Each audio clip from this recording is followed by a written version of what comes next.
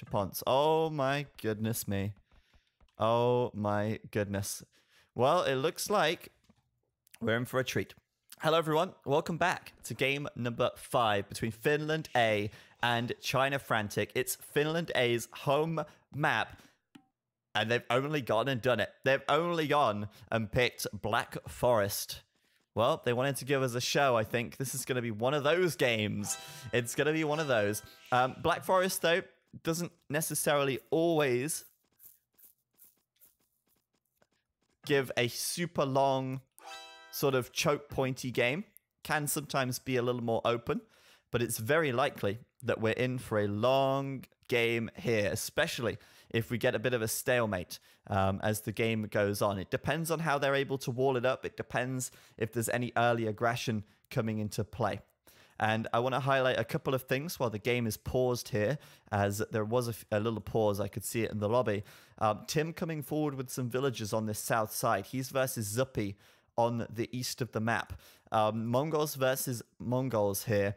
And Tim's got 3 villagers coming in to try and wall this up aggressively. He might even try and sneak, as he has got 3 vills here. This is the choke point on the east of the map. And then on the west of the map, you've got 2 choke points. And they're quite wide, but that's nothing that can't be walled. This map is a weird one. This does look very open on the minimap, but it's actually a little bit more closed than the minimap kind of suggests. However, there is no passage down the middle. It's a hell of a thick wood line, I'll give you that. Let me get some Wallalo thicks in the chat. Let's appreciate this for a minute before this game resumes. Damn, that is thick. But like I say, there's no passage through the middle, so everything's going to be funneled through the flanks on this one until they cut through. They do have 3 Siege Onager civs, both teams picking up the Mongols, the Aztecs, the Celts, and the Spanish. The Spanish for the trade and the Paladins, of course. The Celts for the fantastic siege. The Aztecs, again, with great siege, fast potential to raid with eagles. And the Mongols for the Mangudai and the Siege Onagers as well. So the game will now resume. Tim's coming in with the quick wall up here. Of course, he's committing 3 villagers to this, and Zuppy's like, yep, don't even care. But Tim could really go for a sneak here. You know, one way to cut a game short and to really cripple a Black Forest game is to sneak through. But Tim's not going for it. There are 2 scouts on the other side of this wall, and he would be spotted, so he's not going to be able to pull that off. Also, Aztec monks as well, as Yona says in the chat. Aztec monks are going to be very, very important this game. They can really help out in the choke point battles because they can get conversions on the Siege Onagers, which in turn can do a lot of damage. They can convert heavy units like Paladins. So we'll see how the walling goes. At the moment, the right side's walled up already. Left side's being walled soon, but nobody's committing any villagers over there yet. Just scouts patrolling it for the time being. 5CM is here with Rubenstock. Oh, there he is. Rubenstock coming in here. They've actually traded out Velise for this game, and we've got Rubenstock in the grey instead of Velise this time around. Let's introduce the players then. We are going to be here for the long haul, probably, so we may as well take it around the map here and go one by one to say who we've got. We've got the Max here, the teal player on the west of the map. In the pocket for the Finns, we've got Rubenstock rotating in for Velise as the Celts in the grey. The second pocket for the Finns is Pike in the orange, playing as the Spanish. And on that right-hand flank, we've got Zuppy playing as the Mongols in the red. For the Frantic team, China Frantic, on the southwest flank, we've got Jeffrey playing as the Celts in the green. Pocket, we've got 5CM, aka Vivi, playing as the Spanish in the purple. In the blue, we've got CL playing as the Aztecs here in the pocket, aka Happy Happy, rotating back in to replace... who have they replaced this time? Oh, Whoop. Whoop's gone, and Jeffrey's back in as well. And then on that east side, we've got Tim in the yellow, last but not least, playing as the Mongols. Tim, the Mongol player for the Chinese team, a lot of pressure on him to perform. Both Mongols against each other on the flank here, and the Aztecs versus the Celts on this left side. Potentially favor the Celts a little bit in that matchup, but it all comes down to monks as well, how the conversions go. And of course, on this map, there is going to be a lot of choke pointing, a lot of choke fights, but there's also the opportunity to cut. As I said before, there are chances to cut through with the Siege Onagers, and we'll see if they can do that in this match. I haven't casted or watched a Black Forest game for a long time. In fact, the last time I cast one, I think it was a 4v4 for a big tournament as well. And it was a good hour and a half long. So we could be in for the long haul here. It's definitely going to be entertaining. And if you guys want to see blood, you're definitely going to get a lot of blood in this match. Hello there, Rahul Rai. Welcome to the stream. Glad you could catch it. And I hope that more people will start catching the streams now. I'm actually on a bit of a stream schedule. For those of you who don't know, I was trying to stream recently. I tried to get back into it. Obviously, I had a big year and a half break, which didn't help things. But when I did come back and try and start streaming again, my internet was playing up and the stream would constantly drop and constantly have problems. So I'm kind of happy now that the internet's stable again, I say, knock on wood. And it seems like if it continues to stay stable, I'll be able to keep my stream schedule and be streaming every Tuesday, Wednesday, Thursday, and Friday from 16 GMT, and on Saturdays and sometimes even Sundays. I'll be streaming tomorrow as well for more Nations Cup. Max here, potentially going to lose a villager. He should be okay-ish. Jeffrey's bringing over Vils, and Max is being punished now for trying to lame the main gold of Mr. Who is this? Jeffrey here. Of course, trying to wall that up with his palisade walls, making it difficult for Jeffrey to gather. Jeffrey's all right, though. Jeffrey's got his secondary gold close by. He'll be okay. Pushing his deer towards the mill. It's neat and tidy for Jeffrey. But surprisingly, this hasn't been walled up yet. This choke point is still open. And this one as well. Neither team going for it just yet. Max is on the way up to the Feudal Age. And expert games on Black Forest do have a tendency to see some early aggression. You know, we're actually watching right now in real time a drush from Jeffrey on Black Forest. And it's not like this choke point is super wide or anything, but I think it's more that players want to deny the walls with their scouts, and they'll quickly get militia out to stop the walls going up as well. Every player in the game has their scout in this location on the left flank now. Apart from Tim, who I believe may have lost his... Oh, no, he does have it here. My bad. 1, 2, 3, 4, 5, 6, 7. One of the scouts is missing. Can't figure out which right now. As the drush comes in and the scouts are going to start fighting it out. Some players are feudal already, which means they get +2 attack on their scouts. It's going to be messy as Jeffrey comes forward. And for the sake of the Chinese team, they want to pressure quickly. They want to prevent... the Finns from walling up the choke point and drawing this out to the late game. They want blood. They want it now as Man-at-Arms comes in for Jeffrey and Max. And it's quite funny because Rubenstock's like, yeah, see ya. I'm walling you out, bro. Max is like the severed head right now. He's being cut out by his teammates and he is being left alone. Rubenstock with a bit of an insurance policy here, walling up and making sure that they can't break through to his base should Max die. Tough love for Max in this one as Jeffrey tries to bring a tower up on the front. This is a messy, messy fight. So many colors. I can go on team colors here to see what's going on, and you can see that most of these units are red. Zuppy and Max with a single man-at-arm and scout cavalry, but those guys getting pressured hard now as Jeffrey comes up with a tower. Jeffrey's taking stone with 3 vills. Gonna try and keep building towers on Max, and Max is under a lot of trouble here. Rubenstock's going for the fast castle. He's only going up to the feudal age just now on 27 vills, and Max is left alone to deal with this. On this left flank, it's wide open. Direct route in for Jeffrey, and I'm left asking the question, why didn't Max wall it up? Would have been so easy, but now he's paying that price. Starting to make some archers. He does have a little bit of stone income, sorry, gold income. I keep mixing stone and gold up for some reason. I don't know what's wrong with me. Max isn't even on the stone, but he is building a tower on his gold here to protect that for now. Building more archers. And hoping that Rubenstock will come along and bail him out here. Jeffrey's starting to close the wall off in the center of the map with some stone. Good for him. And even walling this as well. But they've already penetrated through. They've already got a forward position onto Max. And Max now will make the archers send them out. And this wall off is going to be in time by the looks of things. Jeffrey going to rush that up now. Wants to finish the gate quickly. Otherwise his villagers will be trapped. He could delete a wall piece and go through.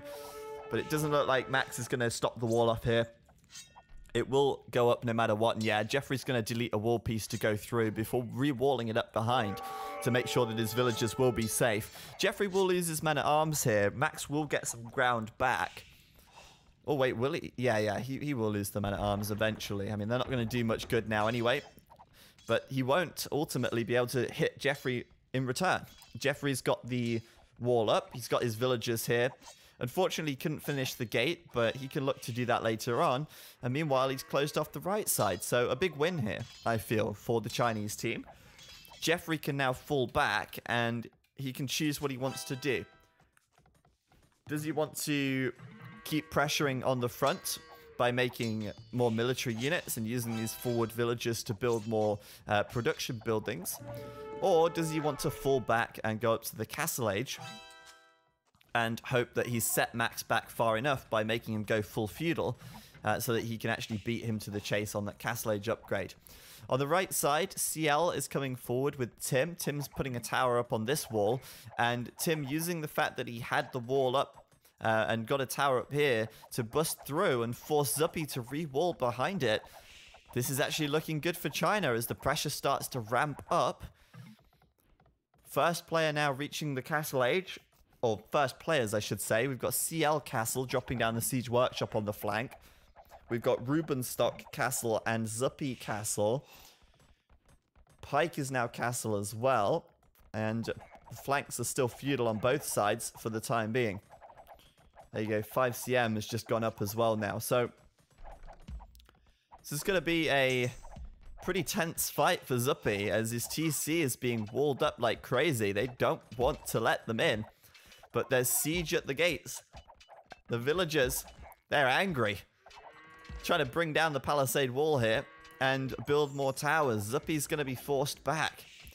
And this is very, very risky for Zuppy. If Zuppy loses his TC here, well, he's going to be stuck in feudal for a long time. He'll have to rebuild. And that's going to be costly. On the left side, using the forward to drop a castle on Max. China. Getting it very aggressive. China kind of breaking the meta a little bit on Black Forest. They're saying, nope, we will not bow down. We will not take the 2-hour slog match. We want to end this within 30 minutes. And right now, they're on course to do that as both of the Finnish flanks are under a huge amount of pressure, taking some big damage. CL's going straight through these walls with his rams. Hopefully, he'll follow up with a mangonel. And then he can hammer away at the TC here. Tim's following up as well with some more towers. We've got monks backing this up. Where's the response from Pike? What's Pike doing here? Pike's just booming. And this is very cutthroat from the Finns. This is incredibly cutthroat. Rubenstock's walling Max out. He's like, yep, you're dead to me. And Pike isn't sending any help over to Zuppy. Both of the flanks crumbling here as the castle goes up from 5CM. And neither Max or Zuppy are on the way up to the castle age here. Max is vacating the area. He's like, come on, boys. We've got a new town to build. Gonna go up towards the north of the map, leaving his old base behind. What a mess for the Finns. That TC from Zuppy's going down. And this could be GG within about 5 minutes here. If Zuppy loses this TC, man, it's okay. He can build another one. Hardly an ideal situation, though. Finland have no flank anymore. Max is running the remaining villagers away. Zuppy's already escaped. Re-walling up now. Walls after walls after walls. And China might just be #1 in this match. This is fantastic. The TC goes down and Zuppy can't click up to the Castle Age now. TC from Max is going to come under fire soon as well. The Conquistador from 5CM coming straight out.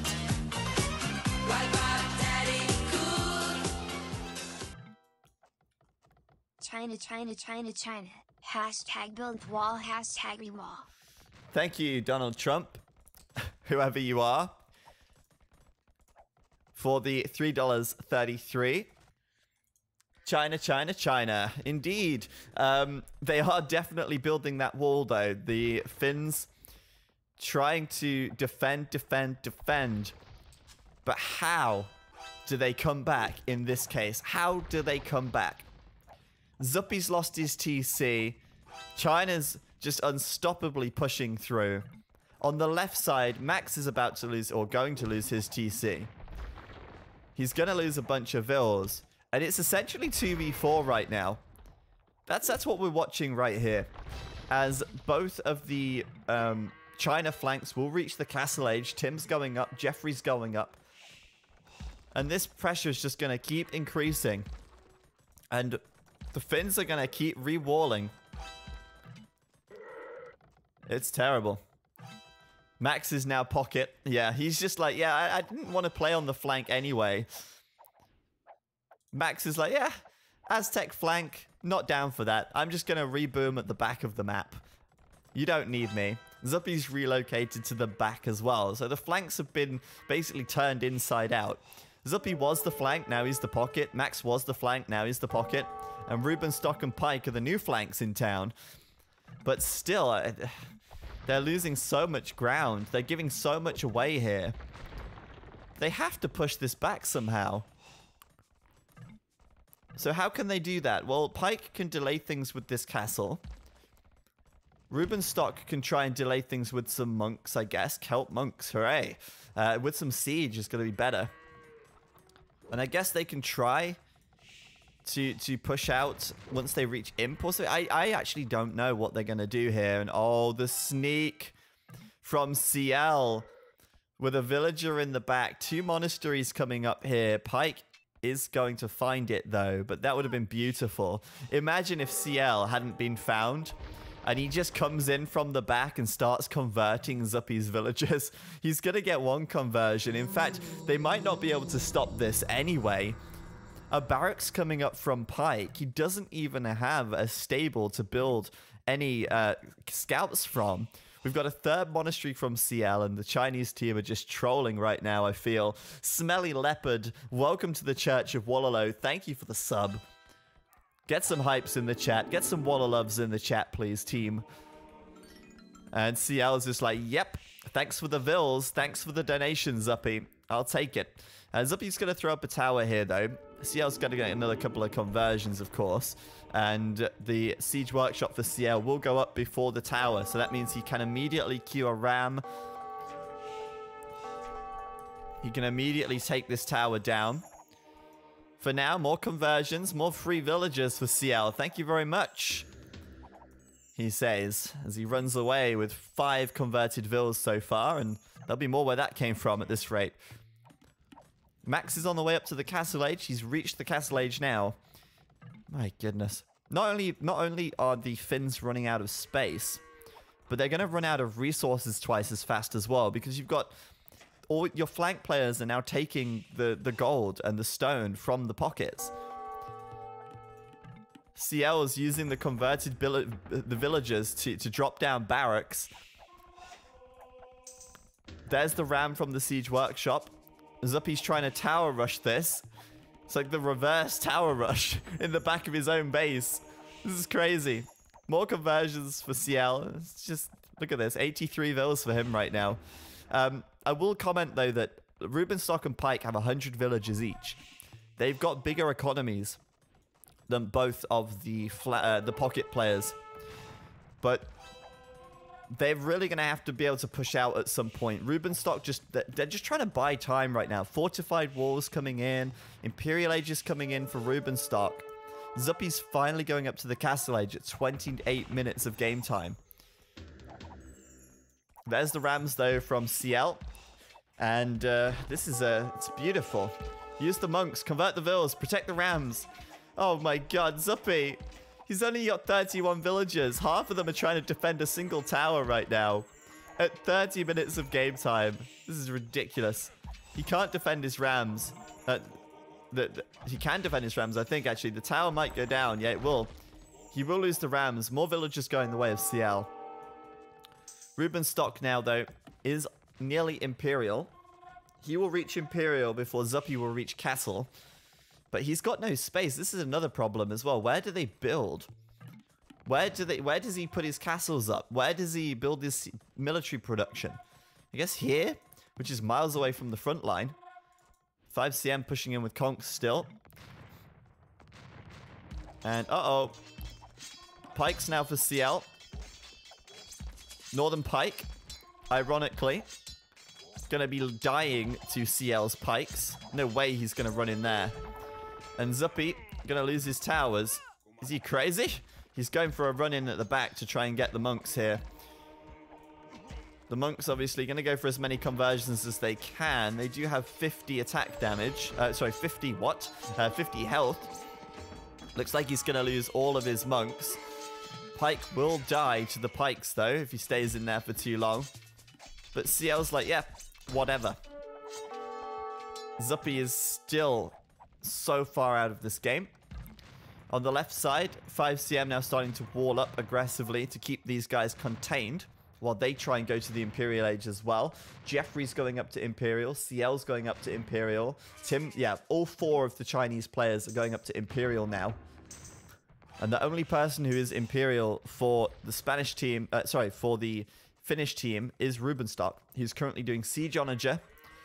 He's trying to get the Onagers out, but it's going to take him time. Pike hasn't clicked up yet either because he had to just make like a bunch of conquistadors and light cavalry to deal with CL's push in the back. And CL, he's fine back here. He's done the damage. Zuppy's trying to boom up a little bit, but like I said, space is a problem.